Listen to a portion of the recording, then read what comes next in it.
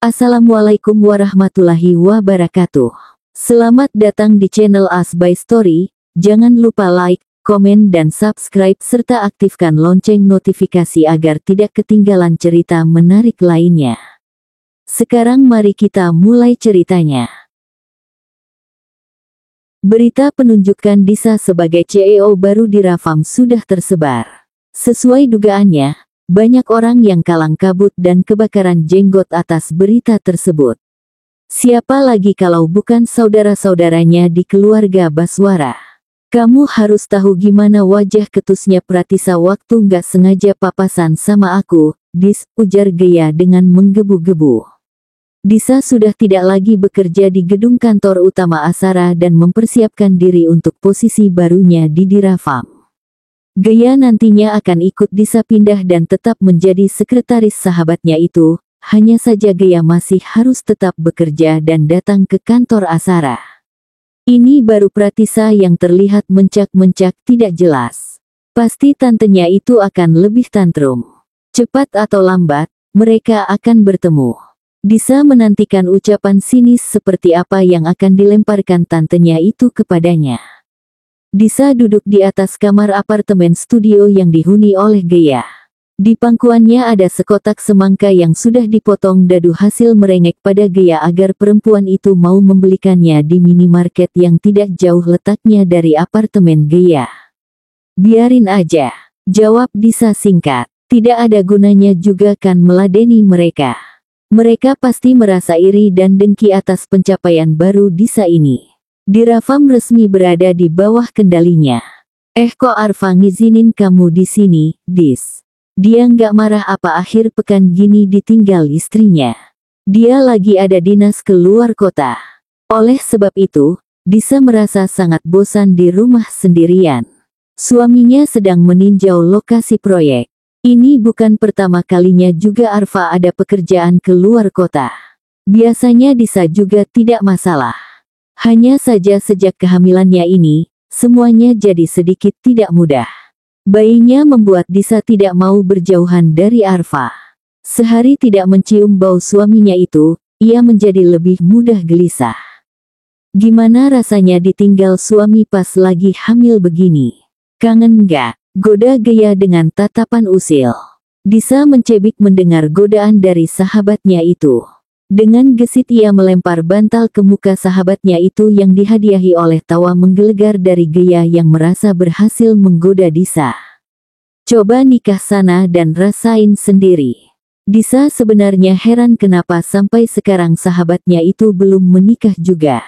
Disa pernah mengira jika di antara mereka berdua, yang akan menikah terlebih dahulu adalah Gaya karena temannya itu lebih punya pengalaman dengan laki-laki daripada Disa yang justru nol pengalaman. Tapi kenyataannya malah Disa yang lebih dulu melangkah ke pelaminan ya meski karena perjodohan sih. Tapi Disa teringat kembali dengan kondisi kehidupan Gaya. Gaya semasa zaman kuliah dan sekarang berbeda. Kondisi keuangan keluarganya berbeda. Saat masih berkuliah, kondisi perekonomian keluarga Gaya sangat baik. Ayahnya bekerja sebagai engineer. Tapi kemudian ayahnya meninggal karena tumor. Beruntungnya pada saat itu Gaya sudah lulus kuliah. Alhasil Gaya membantu ibunya untuk menghidupi adik-adiknya dan memastikan mereka mendapatkan pendidikan setinggi mungkin. Gaya mungkin sering berkencan, tapi untuk menikah, perempuan itu masih ragu. Ada tanggung jawab besar yang masih dipikulnya. Satu adiknya masih ada yang belum lulus SMA. Sebenarnya Jaris udah ngelamar aku lagi. Dan kali ini, ICTS. Garpu di tangan Disa jatuh kembali di atas kotak semangkanya. Perempuan itu membelalakkan matanya menatap sahabatnya yang saat ini meringis di depannya tanpa dosa. Mulutnya terbuka dan menganga. Bisa-bisanya Gaya tidak menceritakan hal sepenting ini kepadanya. Kok nggak bilang sih? Baru seminggu yang lalu sih. Mau cerita tapi kita kan sama-sama sibuk juga nyiapin buat pindah ke Dirafam. Astaga. Disa menaruh kotak semangkanya lalu mendekat pada Gaya dan meraih perempuan itu ke dalam pelukannya. Disa memang tidak pernah punya banyak pandangan soal pernikahan. Ia pun menikah karena disuruh, jika tidak ia mungkin Disa masih akan melajang sampai beberapa tahun ke depan. Tapi mengetahui Gea mengambil keputusan ini, ia ikut senang. Ia tidak pernah menyuruh-nyuruh Gea untuk segera menikah setiap kali perempuan itu bercerita jika kekasihnya Jaris sudah sering melamar Gea, namun Gea selalu mengatakan jika dirinya belum siap. Dan sekarang sahabatnya itu siap untuk melangkah pada komitmen baru. Selamat ya, Gea tersenyum ikut membalas pelukan dari Disa. Ia tidak mengharapkan ucapan selamat yang heboh dari sahabatnya itu. Ia tahu Disa bukan tipe orang yang seperti itu. Aku mau jadi bridesmaid nanti. Iya, nanti jadi bridesmaid dengan kondisi perut belendung, hahaha. Gea, Disa mencebik. Gea tertawa geli melihat hal itu. Ia memang sudah berteman dengan Disa tahunan, tapi ia jarang melihat ekspresi wajah itu. Disa memang lunak padanya, temannya itu memang lebih suka berekspresi di depan orang-orang yang dikenalnya. Sejauh ini yang ia tahu bisa membuat Disa seperti ini hanya dirinya dan Mita adik perempuan itu. Namun semenjak hamil, Disa sepertinya lebih sering mengeluarkan banyak ekspresi di wajahnya. Tidak hanya datar dan dingin seperti biasanya. Sepertinya bukan hanya kehamilan yang berhasil membuat sahabatnya itu tampak lebih berwarna. Barangkali pernikahannya dengan Arfa juga memberikan warna baru di kehidupan para Disa Baswara yang sebelumnya tidak perempuan itu miliki. Setelah seharian berada di tempat Gea, akhirnya Disa berpindah tempat. Ia membawa mobilnya menuju sebuah komplek perumahan. Disa memarkirkan mobilnya di depan gerbang. Ia mengirimkan pesan pada seseorang dan tidak lama kemudian ada seorang art yang membukakan gerbang untuknya.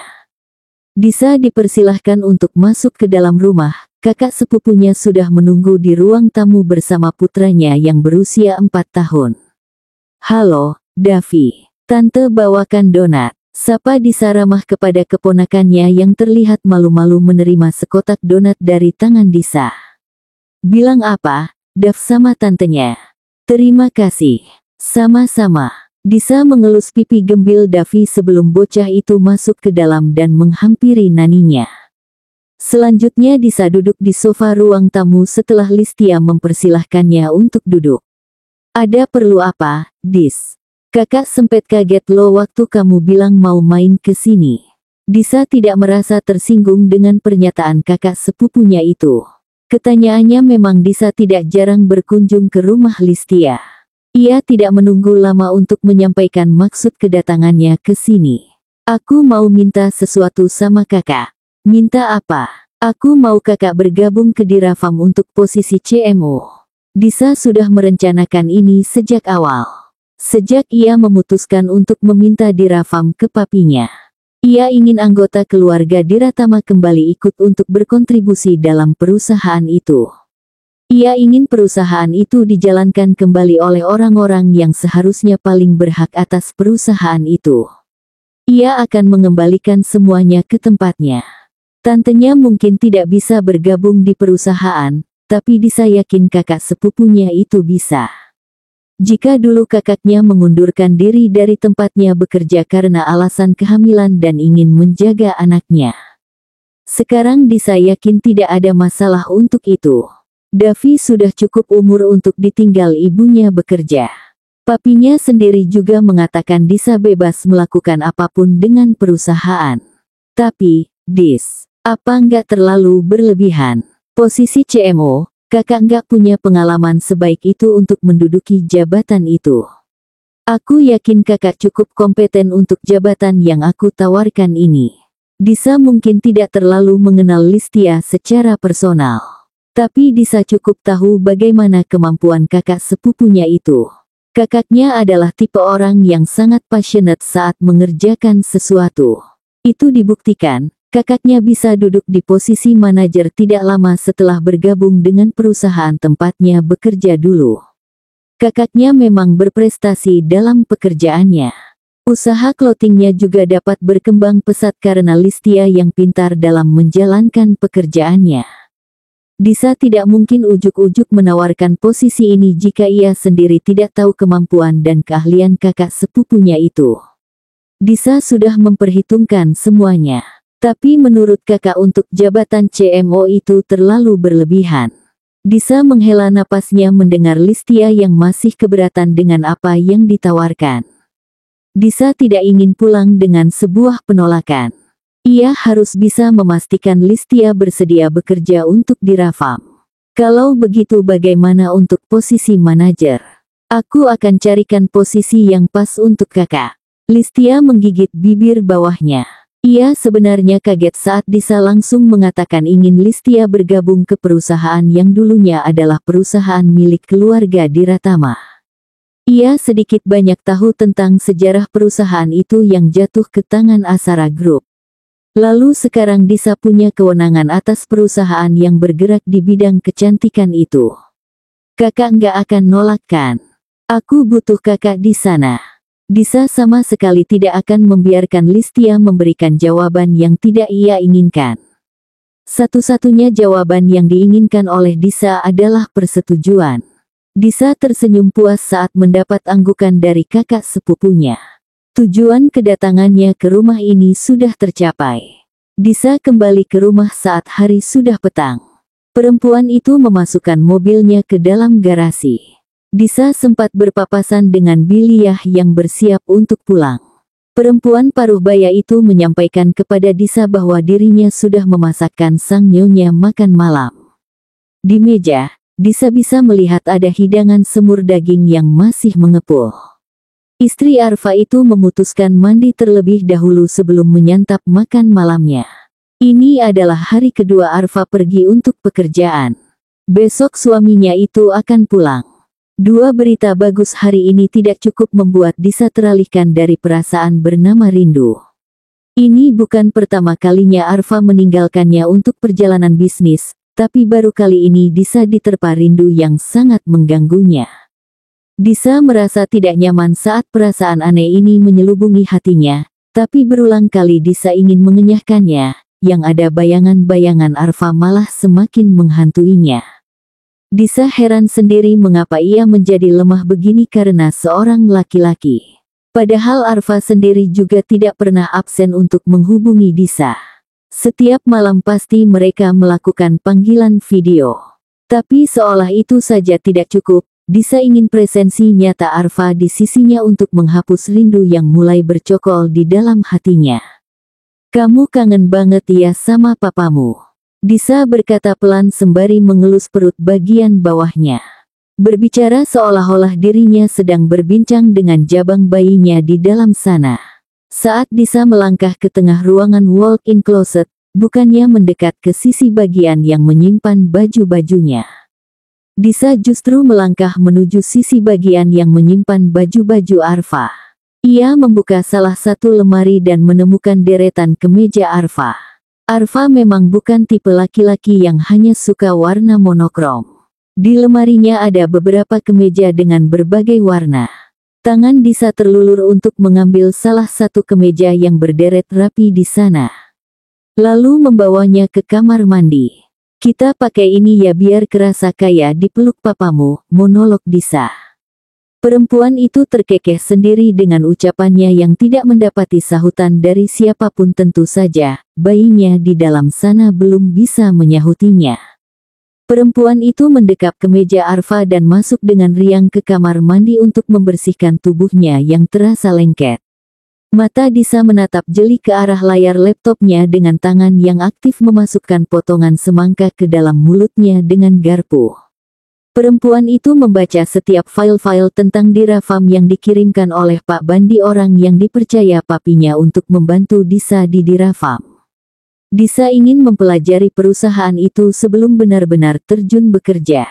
Oleh karena itu, seharian ini Disa menghabiskan waktunya mempelajari banyak hal yang berkaitan dengan Dirafam sebagai bentuk persiapan sebelum resmi bekerja.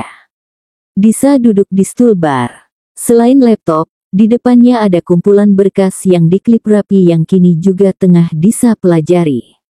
Di sisi lain meja ada segelas susu yang sudah habis separuh. Di sisi lainnya ada semangkuk buah-buahan yang sudah dipotong-potong dadu. Disa terlalu fokus dengan kegiatannya sampai tidak menyadari jika ada sosok lain yang mendekat ke arahnya. Perempuan itu terpekik keras saat ada sepasang lengan yang mendekatnya erat disusul dengan kecupan-kecupan yang mendarat di pipi lalu terakhir di bibirnya. Arfa menampilan serangai melihat istrinya yang terkejut dengan kedatangannya. Seharusnya Arfa dijadwalkan akan sampai di rumah nanti malam.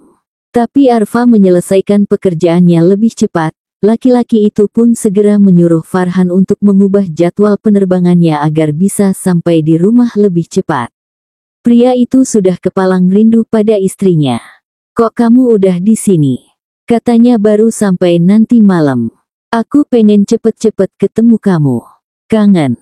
Memangnya kamu enggak?" Ada semburat merah yang menjalar di pipi Disa mendengar perkataan dari suaminya itu. "Enggak tuh," cetus Disa. Para Disa dan gengsi setinggi langitnya. Padahal kemarin malam ia menahan-nahan untuk tidak mengatakan rindu kepadanya suaminya itu saat mereka melakukan panggilan video. Disa tidak mau berucap dan membuat suaminya itu besar kepala. "Ah masa?" tanya Arfa dengan seringai jahil di bibirnya. Manik pria itu memindai tubuh Disa. Perempuan itu mengatakan tidak rindu padanya, tapi lihat saja penampilannya. Perempuan itu memakai kemejanya yang terlihat kebesaran di tubuh mungil istrinya itu. Kemejanya bahkan bisa menutupi hingga setengah paha Disa. Tatapan Arfa jatuh ke paha mulus istrinya di mana kemejanya sedikit tersingkap. Membuat Arfa meneguk ludahnya sendiri melihat pemandangan itu. "Terus kenapa kamu pakai kemeja aku?" Disa membulatkan matanya. Perempuan itu langsung menunduk dan melihat penampilannya sendiri. Melihat tubuhnya yang terbalut kemeja Arfa yang berwarna biru.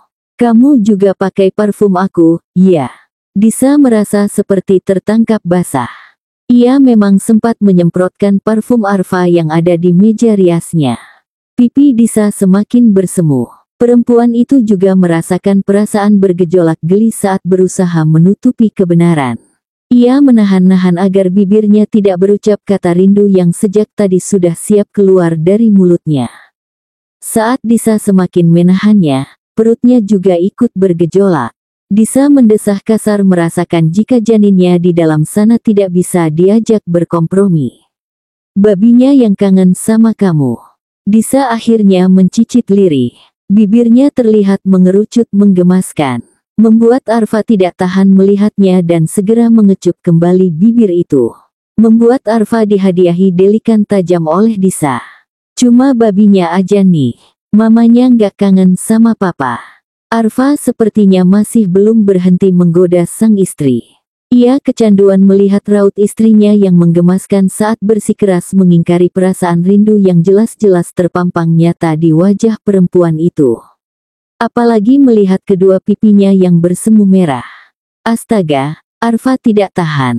Gemas sekali. Kalau saja ia tidak ingat Disa ini sedang hamil muda, pasti Arfa sudah membawa perempuan itu ke kamar sekarang dan menghabiskan waktu di sana sampai matahari menggantikan tugas bulan. "Enggak," sahut Disa ketus. Ia bisa merasakan pipinya semakin memerah.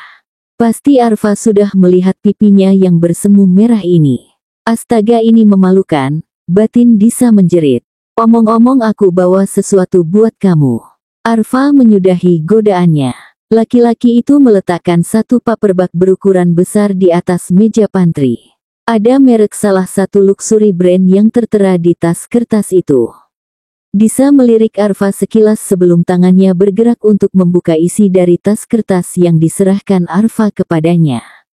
Setelah membuka setiap bungkusan yang melapisi, Disa menemukan Gucci mini top handle bag. "Aku kurang paham sama selera kamu, tapi kayaknya kamu suka tas. Jadi aku belikan kamu tas." "Dari mana kamu tahu kalau aku suka tas? Koleksi tas kamu lebih banyak daripada sepatu. Jadi aku mengira kamu pasti lebih suka sama tas." Arfa melihat sendiri di walk-in closet mereka. Disa memiliki ruang lebih banyak untuk tas-tasnya. Perempuan itu bahkan punya berbagai ukuran dari Lady Dior bag. Kemarin ia sudah mengambil keputusan mengikuti saran Farhan untuk berinisiatif langsung membelikan istrinya itu sesuatu tanpa menunggu permintaan dari perempuan itu. Ia sudah menunggu-nunggu Disa meminta sesuatu padanya seperti yang diucapkan perempuan itu sebelum keberangkatan Arfa, tapi istrinya itu tak kunjung mengatakan apapun. Jadi Arfa memutuskan untuk mengikuti saran asistennya langsung membelikan sesuatu untuk Disa. Di tempatnya, Disa tersenyum tipis melihat tas yang dibawakan oleh Arfa. Sebenarnya tas ini sudah masuk dalam listnya. Disa bahkan sudah memasukkannya ke dalam keranjang belanja online-nya. Bukan karena tidak punya uang, Disa lupa untuk melakukan check out karena disibukkan dengan dirafam. Suka enggak? Disa mengangkat kepalanya. Arfa harap-harap cemas dengan jawaban yang diberikan Disa. Ia berharap ia tidak salah memilih tas untuk perempuan itu. Ia menghabiskan banyak waktu untuk mendatangi satu persatu toko kemarin di mall. Untuk menemukan sebuah tas yang dinilai cocok untuk istrinya itu. Suka banget, ucap Disa penuh semangat. Hal itu membuat Arfa tersenyum puas. Itu artinya ia tidak salah pilih. Mata Arfa membola saat ia merasakan sebuah kecupan di pipinya. Jika sebelumnya pipi Disa yang dibuat memerah oleh Arfa, kali ini justru sebaliknya. Pipi Arfa dibuat memanas dengan bisikan Disa di telinganya disertai sebuah cengiran lebar. "Makasih ya, suamiku," terdengar kekahan ringan di akhir ucapannya. Membuat Arfa rasanya ingin meleleh di tempatnya berdiri. Para Disa dalam mode ini benar-benar membahayakan. Disa menatap puas pada pantulan dirinya di cermin. Midi dress berwarna lilac itu terlihat pas membalut tubuhnya. Disa menyemprotkan parfum sebagai pelengkap sebelum meraih tas pemberian Arfa dan memasukkan ponsel ke dalamnya. Hari ini ada acara amal yang diselenggarakan oleh Yayasan Asara. Setiap tahunnya memang Asara Foundation akan menyelenggarakan kegiatan amal atau kemanusiaan. Kegiatan ini biasanya membantu-bantu di panti asuhan atau panti jompo. Pencetus idenya adalah Praya Baswara. Perempuan itulah yang mengurus Asara Foundation.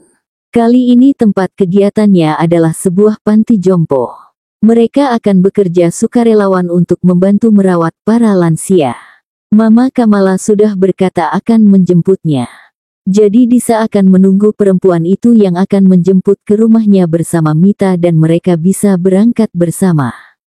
Kebetulan sekali acara ini terselenggara saat ia masih cuti.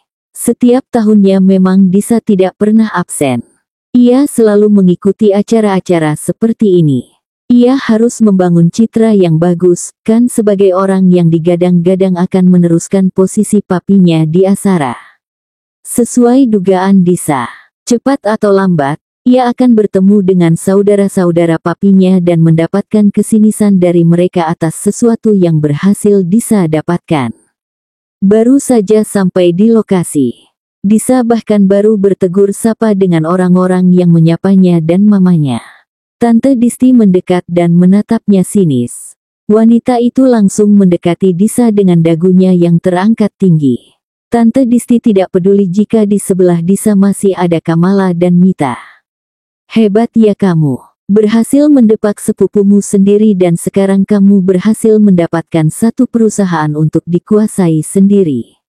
Masalah Tante Adisti pada Disa adalah karena Disalah yang menggantikan putranya Prakya untuk jabatan sebagai Direktur Keuangan di Asara setelah Prakya terbukti melakukan penyelewengan atas dana perusahaan.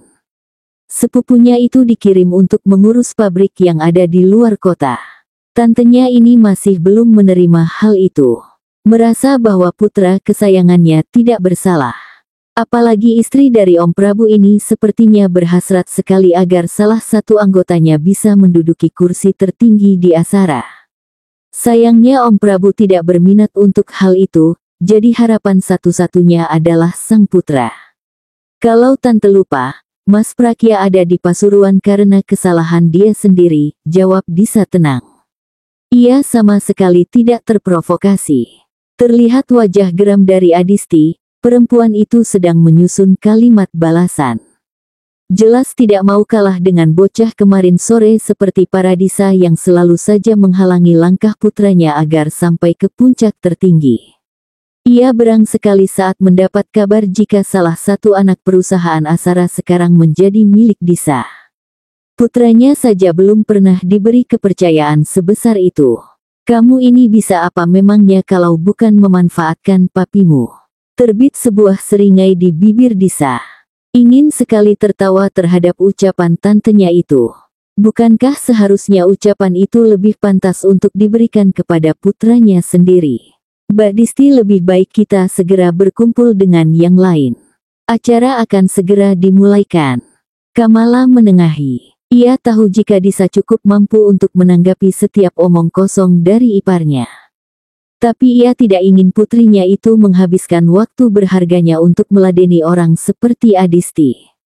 Kamala dengan senyum ramah menggaet tangan Adisti dan menyeretnya untuk melangkah bersamanya menuju ibu-ibu lain yang sudah berdiri di tenda yang disiapkan.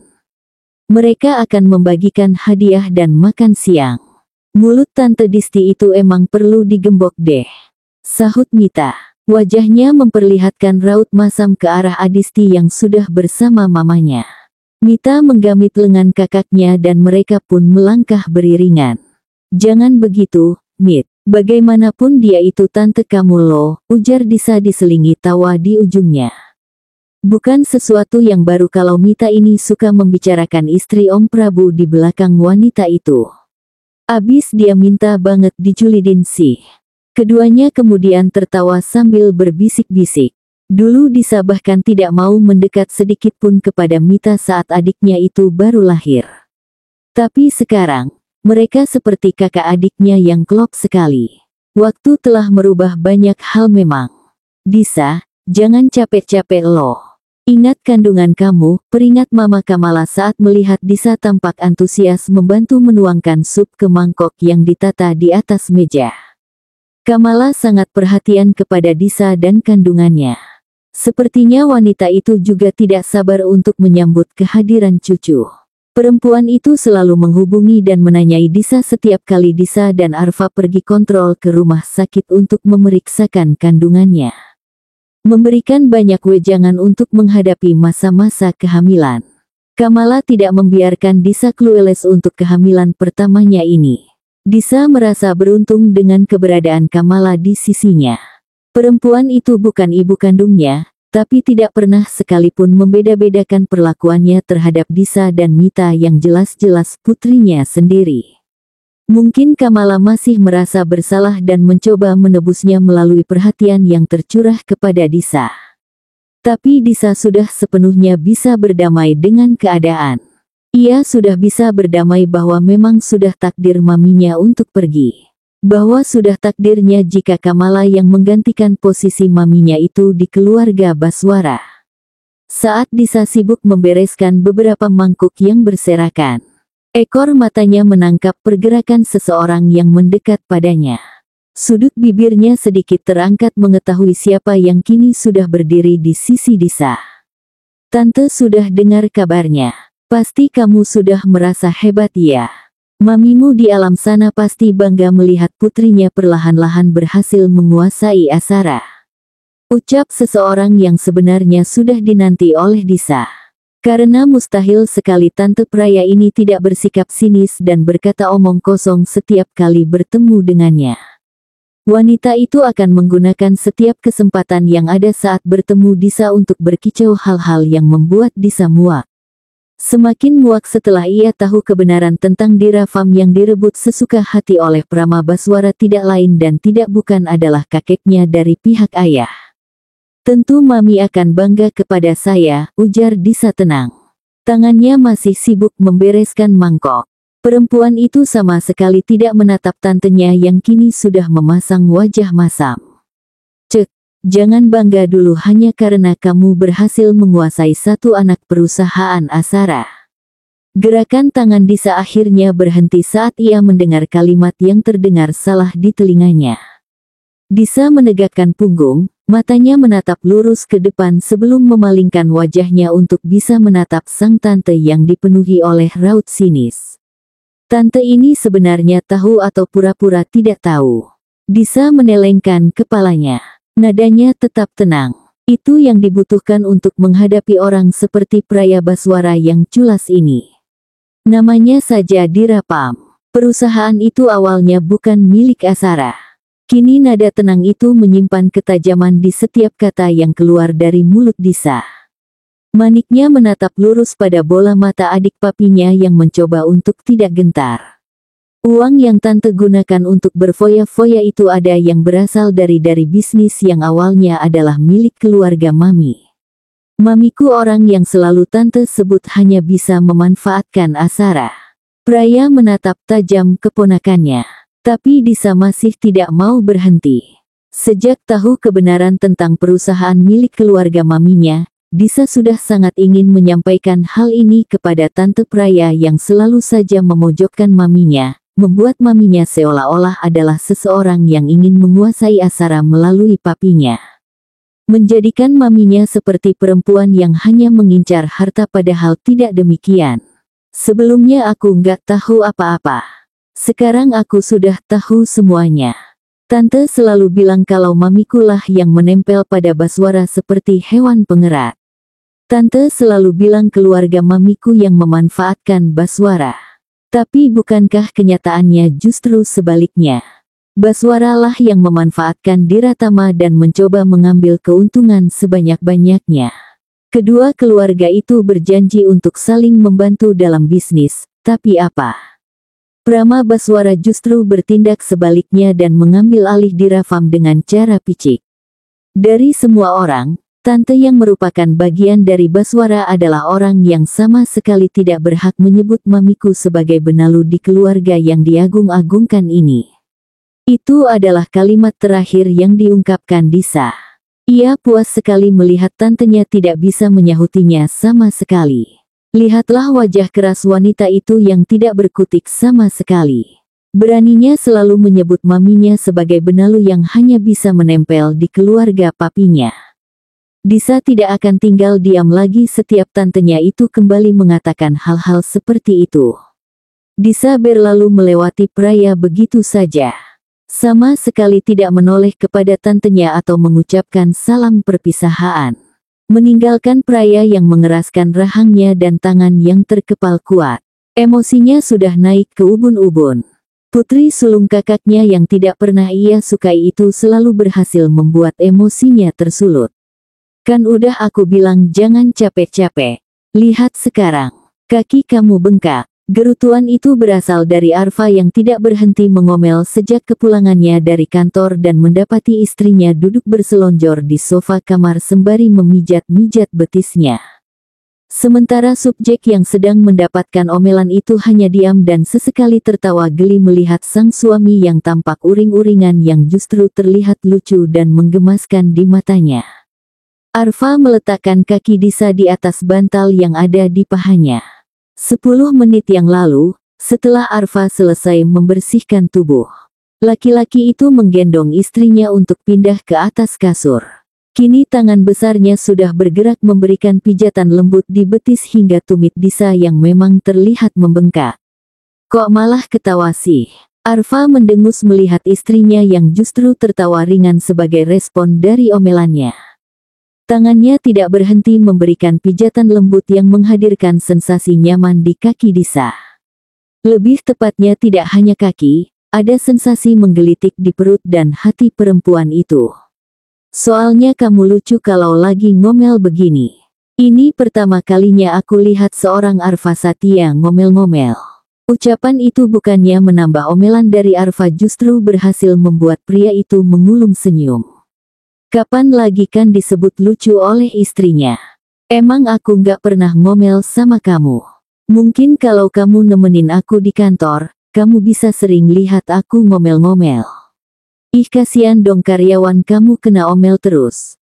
Percakapan itu kemudian berlanjut. Disa menceritakan kegiatannya hari ini membantu para lansia. Selama percakapan itu, Arfa sama sekali tidak menghentikan pijatannya yang lama-lama justru mengalihkan fokus Disa. Pijatan itu membuat sesuatu dalam dirinya terbangunkan. Hormon kehamilannya memang membawa banyak perubahan. Salah satunya yaitu gairahnya yang menjadi mudah sekali terpancing. Darahnya berdesir kuat, mengaliri nadinya begitu cepat. Disa semakin merasa bahwa hawa di sekitarnya berubah menjadi panas. Belum lagi tangan Arfa kini tidak hanya berada di betisnya. Tangan itu bergerak naik menyentuh lipatan lututnya, membuat napas Disa menjadi sedikit menderu. Arfa, dem. Gumanan itu terdengar seksi. Disa menggigit bibir bawahnya. Pandangan mereka beradu sekarang. Saling menatap satu sama lain seolah melalui tatapan itu mereka tengah berkomunikasi. Barangkali memang begitulah adanya. Seolah memang mereka benar-benar berkomunikasi melalui tatapan, kini keduanya bergerak untuk mendekatkan wajah masing-masing. Napas Disa semakin menderu saat merasakan hembusan hangat napas Arfa di depan wajahnya. Tidak menunggu lama akhirnya kedua belah bibir mereka menyatu. Mata Disa terpejam, menikmati sapuan lembut bibir Arfa pada bibirnya. Merasakan dengan syahdu bagaimana Arfa melumat bibirnya dengan gerakan pelan.